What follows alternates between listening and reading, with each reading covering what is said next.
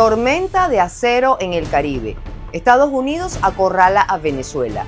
Rusia responde desde las sombras y el petróleo se vuelve herramienta de salvación. El otro frente de guerra: espías, recompensas, alianzas y desvinculaciones internacionales para que caiga el chavismo desde adentro.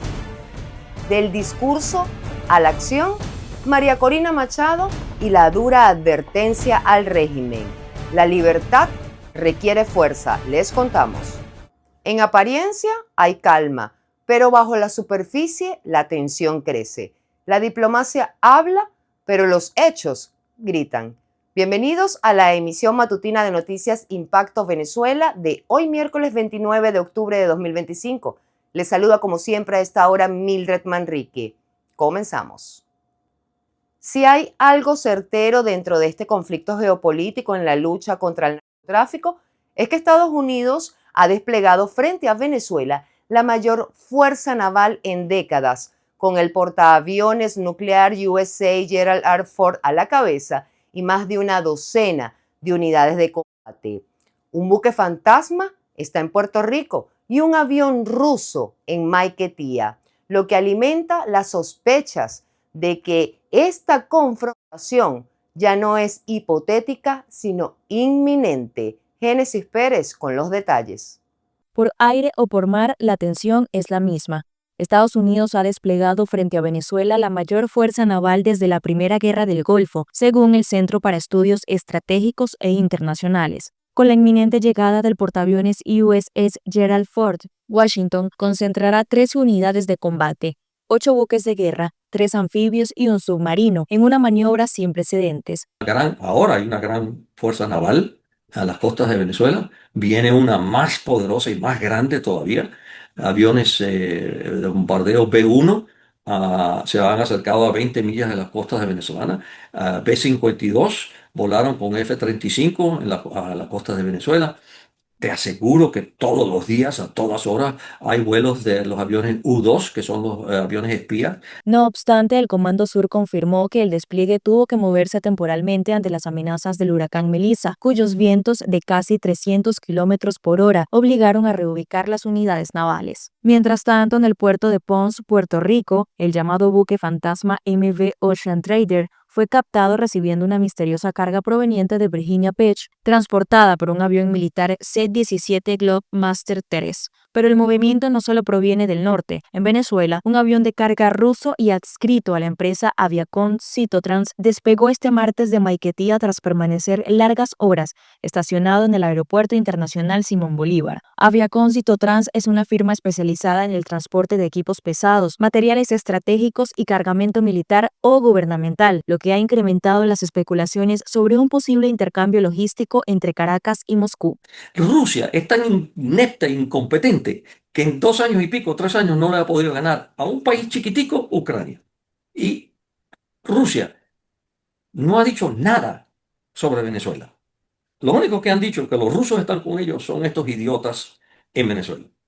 Rusia no se va a meter, ellos tienen sus problemas económicos y más ahora con la sanción al petróleo. Entonces ahora tienen problemas más graves. En la otra orilla del conflicto, el discurso político se radicaliza. El Partido Comunista de Venezuela, intervenido por el Tribunal Supremo de Justicia, denunció que el despliegue naval de Estados Unidos constituye una peligrosa escalada belicista. Caracas, por su parte, denuncia que la operación es el preludio de un intento de cambio de régimen. Génesis Pérez para Impacto Venezuela. Interactuemos con la pregunta del día de Impacto Venezuela a través de todas nuestras plataformas digitales. La de hoy es la siguiente. Han pasado 2 meses desde que comenzó la fuerte ofensiva de Estados Unidos contra el régimen de Maduro. Hoy el Caribe arde entre aceros, sombras y silencios estratégicos. Pero ¿tú qué crees? ¿Será Venezuela la chispa que encienda una guerra que nadie se atreve a declarar? Argumenta tu respuesta, los comentarios están a tu disposición. Te leemos en la emisión estelar. No se le puede perder pista a algo. Estados Unidos ha intensificado su ofensiva silenciosa contra el régimen de Nicolás Maduro, una estrategia que se aleja de las sanciones tradicionales y que apuesta por tácticas encubiertas que operan fuera del foco público. Catherine García nos revela los hilos de una red que desde hace años se teje en las sombras. Estados Unidos mantiene activa una ofensiva silenciosa contra el régimen de Nicolás Maduro. No se trata de sanciones nuevas ni despliegues militares, sino de tácticas encubiertas que buscan fracturar el poder desde adentro. El intento de reclutar al piloto presidencial, las recompensas millonarias, el ofrecimiento de beneficios económicos ilegales a militares y el respaldo que María Corina Machado asegura tener de Donald Trump revelan que estas acciones no son del pasado, siguen en marcha y como parte de una estrategia que se suma a la ofensiva en el Caribe. En rigor, no hay evidencia verificable de una operación quirúrgica de Washington para hacer un enroque entre el chavismo y algo pro Machado. Lo que se puede ver es unas condiciones cada vez más fuertes.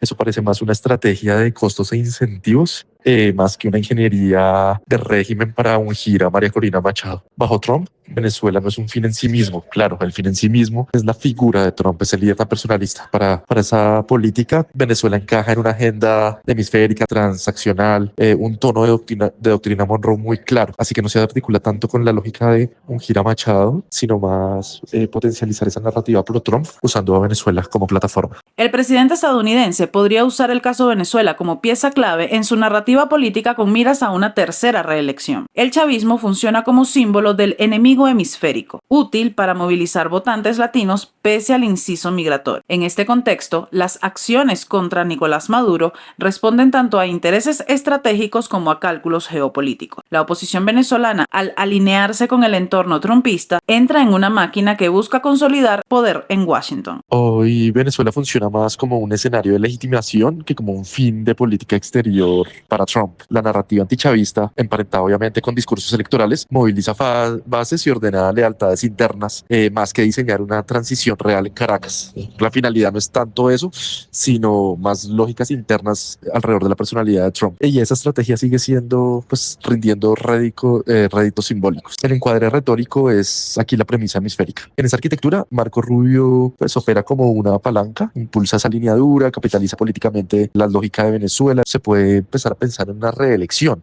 Claro, esto sirve, una reelección incluso en cuerpo ajeno, porque esto sirve para homogenizar la interna republicana, pero también para la movilización de votos. Lo que se configura como una ofensiva sostenida que apunta al colapso interno del chavismo, cada movimiento, desde una conversación cifrada hasta una reunión en Miami, forma parte de un manual de acción indirecta. El oficialismo ya no enfrenta solo sanciones. De hecho, este es el menor de los problemas. Enfrenta una guerra de desgaste institucional, emocional y simbólica, que redefine las reglas del poder en Venezuela y a su vez en el hemisferio sur. La líder opositora y Premio Nobel de la Paz, María Corina Machado, subrayó que el proceso de liberación de Venezuela no será pasivo ni simbólico. Afirmó que enfrentar a un régimen como el de Maduro exige determinación, organización y presión sostenida. Escuchemos. These last 15 months of resilience and resistance have created more and more pressure from within. And now, finally, we're seeing a reaction from abroad. For years, we have asked the world to understand that this is a criminal structure, and as such, in order to break it down, you need to cut the inflows of criminal money. Maduro, for so these long years, have felt that he could, disappear, kill, torture people with absolute zero cost. But the time of impunity has ended, and I believe the regime is its weakest position ever. They understand this is serious. There is a real threat, and we are seeing defections, betrayals, and more people from within the regime reaching to us. And what we're saying is, look, we had offered a possibility of a negotiated transition, and when you face a criminal regime, you have to understand that the way to reach peace is through freedom, and freedom requires strength. And that is moral strength, spiritual strength, and physical strength. And that's what finally the regime is facing at this point. So, we are very, very grateful to President Trump and his administration for, the visionary and decisive way he has acted, calling things by their names. It requires courage. Con la derrota del socialismo en Bolivia y el colapso de sus aliados en Cuba y Nicaragua, el chavismo pierde oxígeno político. A esto se suma la presión directa de Estados Unidos que exige a Nicolás Maduro que rinda cuentas ante la justicia por narcotráfico. Desde Caracas, Maduro intenta sostener una narrativa de poder mientras sus opciones se van diluyendo como sal en el agua. Pero ¿cuál es la verdadera realidad política del régimen? Quique Frías nos cuenta. El aislamiento regional del chavismo se acelera. La llegada de Rodrigo Paz al poder en Bolivia marca un cambio de rumbo político que deja sin efecto la cercanía que durante años mantuvo Evo Morales con Miraflores. A esto se suma el desgaste de la dictadura cubana y el régimen de Daniel Ortega en Nicaragua. En medio de ese panorama, el respaldo de México es más formal que político y la distancia de Sheinbaum refleja el agotamiento del discurso solidario con Caracas. Lo único digno, señor Nicolás Maduro, es que nuestro pueblo vive en paz, con trabajo, salud y educación. Usted representa todo lo contrario. Cuando era niño recibí el amparo del pueblo venezolano frente a la persecución de mi familia por dictaduras. Bolivia debe ser ejemplo de paz, trabajo y educación. En el caso de Maduro, pues el aislamiento lo obligue a no solamente seguir buscando el amparo tanto de Rusia como de China, pero el caso es que eso es lo que va a forzar, por una parte, a Maduro y su coalición a atrincherarse en Venezuela, porque saben que fuera corren peligro, ¿no? En el sentido de que no pueden aventurarse a buscar en la región algunos respaldos, ¿no? Que es peligroso para ellos en este momento. Porque pudiera ser una señal de debilidad, ¿no? Mientras tanto, Maduro mantiene una estrategia internacional de victimización. Su representante en la ONU, Samuel Moncada, pidió en la organización el fin de lo que llamó acoso imperial contra Venezuela y Cuba. Un bloqueo criminal contra la hermana República de Cuba. Nosotros desde Venezuela hablamos con conocimiento de causa, pues somos el objetivo de un ataque similar por parte del régimen imperial estadounidense. Desde hace algún tiempo, la administración de Nicolás Maduro ha intentado controlar la narrativa. Y no solo controlar la narrativa, sino posicionar su narrativa. Es por esa razón ha utilizado la palabra invasión cuando realmente eso no es lo que está planteado, no es lo que se está planteando desde Estados Unidos. Están intentando plantearse, presentarse como las víctimas. Sin aliados firmes y con una justicia internacional que le respira en la nuca, Maduro enfrenta un escenario donde el aislamiento ya no es político, sino estratégico. Reportó para ustedes Quique Frías, Impacto, Venezuela. La Asamblea Nacional de Venezuela, de mayoría oficialista, declaró persona non grata a la primera ministra de Trinidad y Tobago, Kamla Persad-Bissessar, en el punto más álgido de una crisis que incluye deportaciones masivas de migrantes venezolanos, la ruptura de acuerdos energéticos y una discordia diplomática severa. El informe con María José Prado. La crisis entre Caracas y Puerto España alcanzó su punto más alto cuando la Asamblea Nacional Venezolana declaró en cabeza de Jorge Rodríguez persona non grata a la primera ministra trinitense Kamla Persad-Bissessar, acusándola de colaborar con los planes militares de Estados Unidos en el Caribe. Como una aparente respuesta, el gobierno de Trinidad y Tobago ordenó la detención y deportación de al menos 200 migrantes venezolanos, una medida que incrementó las tensiones bilaterales que se suman al creciente temor de los venezolanos en Estados Unidos, que también temen ser devueltos a su país de origen. Pero ese es un gobierno deleznable, el de Trinidad y Tobago. Eso es una basura de gobierno, el de Trinidad y Tobago. Esa señora está permitiendo que Trinidad y Tobago sea utilizado como un portaaviones contra Venezuela. Queda aprobado por unanimidad. Se declara como persona no grata a esta señora, no me acuerdo cómo se llama. Se declara como persona no grata. Previamente, el presidente Nicolás Maduro anunció la suspensión de todos los acuerdos energéticos y gasíferos con Trinidad y Tobago, decisión tomada, según dijo, tras recibir la recomendación del Ministerio de Hidrocarburos encabezado por la vicepresidenta Delcy Rodríguez y de la estatal PDVSA. Al respecto, Persad-Bissessar aseguró que su país no se somete a chantajes políticos y defendió los ejercicios con el destructor estadounidense USS Gravely y como parte de operaciones antinarcóticos. Partiendo partiendo de la premisa de que en el país no existe institucionalidad, que el régimen de Maduro opera más como blindaje de redes criminales que como representación de un Estado, pues la declaración de persona non grata a la primera ministra de Trinidad y Tobago no es diplomacia, sino es un teatro de presión, un gesto sin sustento jurídico real que busca agitar la opinión y encubrir los grandes problemas internos que subyacen al lado de pues, esa cooperación con el narcotráfico que tiene el gobierno de Maduro. Con la ruptura del acuerdo gasífero, las deportaciones y el cruce de acusaciones, Venezuela y Trinidad y Tobago pasan de aliados estratégicos a adversarios declarados en una de las crisis más severas del Caribe en los últimos años. Mientras Washington exhibe su músculo naval, la administración de Maduro presume un repunte petrolero que desafía las sanciones, pero que lo obliga a vender el crudo con descuento, generando tensiones económicas y diplomáticas que podrían desembocar en un nuevo conflicto con Guyana y vecinos del Caribe. El reporte con Juliana Palmar. Buques de guerra estadounidenses intensifican su presencia en el Caribe, en lo que Washington presenta como una operación antidrogas contra Venezuela.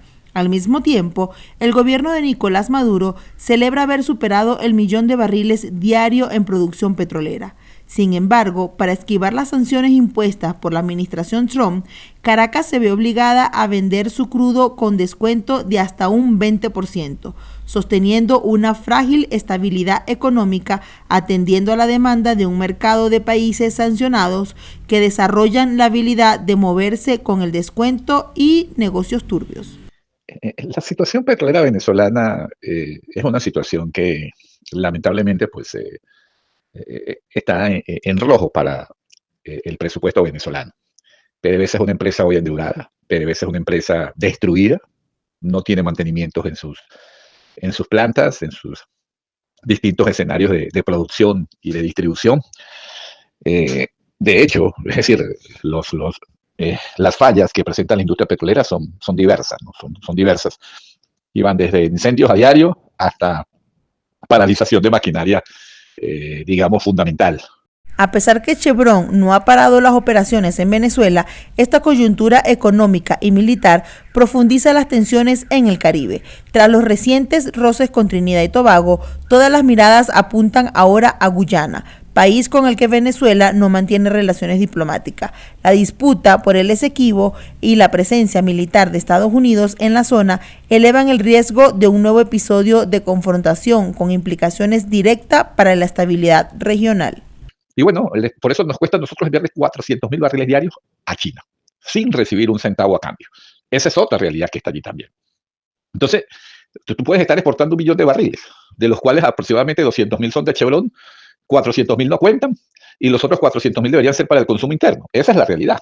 Entonces, nosotros no tenemos, por eso es que el país está en una situación económica precaria, porque no tiene ingresos. Tú puedes decir, necesitarías tú por lo menos para medianamente mejorar la situación económica, exportar 2 millones de barriles. Y para eso tú necesitas inversiones en el área petrolera, inversiones que estarían por el orden hoy. Hablan los especialistas, por lo menos habría que invertir unos 40-50 mil millones de dólares. El análisis indica que la combinación de la presión externa de Estados Unidos y los conflictos territoriales no resueltos podrían detonar la próxima crisis diplomática de Caracas. Es de recordar que medios revelaron recientemente que el gobierno de Nicolás Maduro habría ofrecido a Washington acceso a los recursos naturales del país a cambio de permanecer en el poder. El alto nivel de presión que genera una tensión con Estados Unidos deja bajo las sombras el carácter estratégico del petróleo venezolano en la geopolítica del Caribe. Para Impacto Venezuela, Juliana Palmar. Continuamos con nuestra cápsula informativa Impacto en 60 segundos. No se despeguen de nuestra pantalla. Vivir del trabajo en Venezuela, salario que humilla, despido que castiga, persecución que silencia. Maestros, trabajadores industriales y pescadores venezolanos enfrentan una crisis laboral profunda, marcada por pagos indignos, exclusión y persecución. Los docentes denuncian que los aguinaldos no superan los $10, un reflejo del sistema educativo colapsado y sin ajustes salariales reales. En Puerto Ordaz, los trabajadores de la estatal Alcaza exigen ante tribunales su reincorporación tras despidos arbitrarios, argumentando discriminación política y violaciones al debido proceso.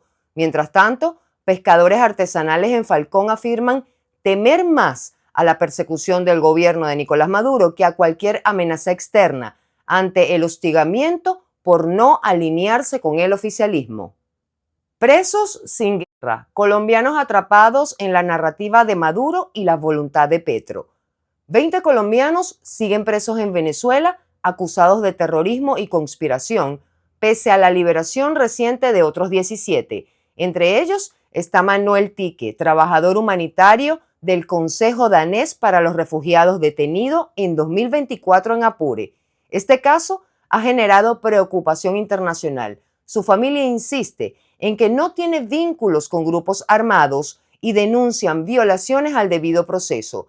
Las detenciones refuerzan las denuncias sobre el uso político de la justicia por parte del régimen chavista. Amigos, como siempre, muy agradecida por su sintonía cada día en nuestra emisión matutina. Para más, visiten www.impactovenezuela.com y nuestras redes sociales @impactove. Recuerden suscribirse al canal de YouTube, activar las notificaciones, compartir y por supuesto comentar. Ayúdennos a mantenernos conectados con ustedes. Soy Mildred Manrique, que tengan un excelente día, nos vemos mañana.